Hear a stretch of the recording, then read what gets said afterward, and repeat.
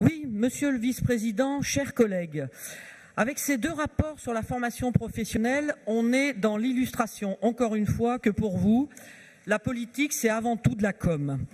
Vous aviez annoncé une grande refonte de la politique de formation professionnelle et avec la liste qui suit, on s'aperçoit que c'est tout le contraire. Vous avez affirmé que la formation professionnelle était l'une de vos grandes priorités, qu'elle allait bénéficier de 100 millions d'euros de plus et en fait, vous en avez enlevé 45 millions. Vous nous avez annoncé une vision et une politique innovante avec un changement complet de politique. Or, depuis le début de votre mandat, rien n'a été modifié, ni les critères, ni les marchés publics des organismes de formation. Tout est resté à l'identique.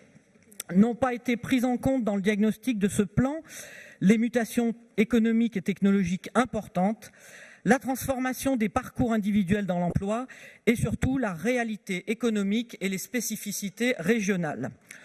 Alors votre slogan « Former là où il y a des emplois » reste un bel objectif, mais sans réflexion ni mesures nouvelles en face. Une simple illustration, avec cet exemple d'actualité et l'explosion des offres d'emploi dans le bâtiment, il n'y a aucune offre de contrat passée par la région avec des entreprises ou des organismes de ce secteur. Alors vous nous avez mis l'eau à la bouche avec cette volonté de révolutionner la formation professionnelle. On allait voir ce qu'on allait voir.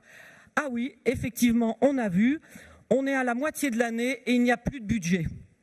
Il n'y a plus de budget pour les aides individuelles à la formation.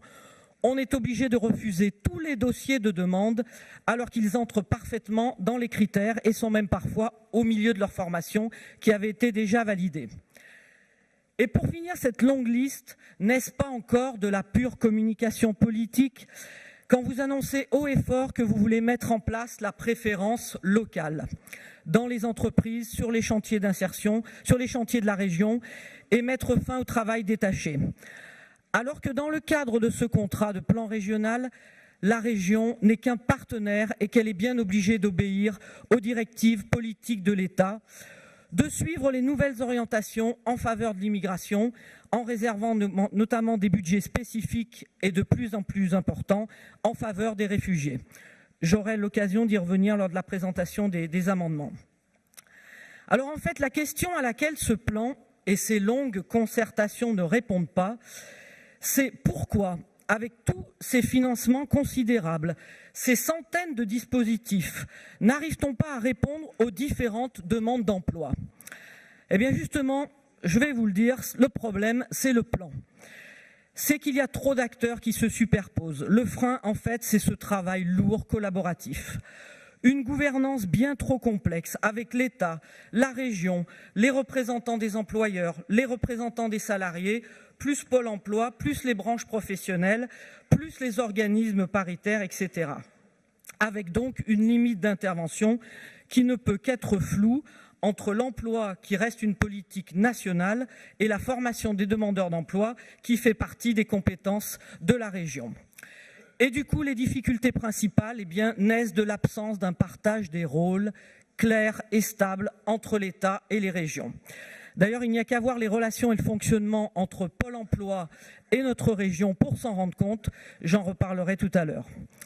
Un fonctionnement avec ces multiples acteurs qui a aussi pour conséquence d'enchevêtrer totalement les circuits de financement et de décision, de rendre impossible la définition d'une stratégie réellement partagée entre les différents acteurs et de rendre impossible la connexion des multiples systèmes d'information que chaque partenaire a.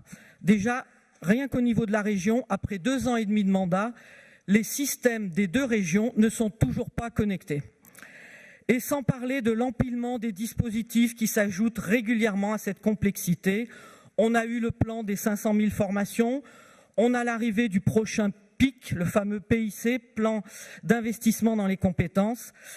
Du coup, tout cela aboutit à un plan lourd, redondant, complexe, rébarbatif, qui reste très général, mais ne permet pas à la région de mener librement une politique dynamique. Oui, la formation professionnelle peut être une arme contre le chômage, à condition qu'elle soit organisée en fonction de la demande réelle des entreprises et du monde du travail dans un fonctionnement direct, simple et réactif. Malgré ces remarques, nous voterons pour ce rapport. Merci. Je vous propose de passer à l'examen des amendements.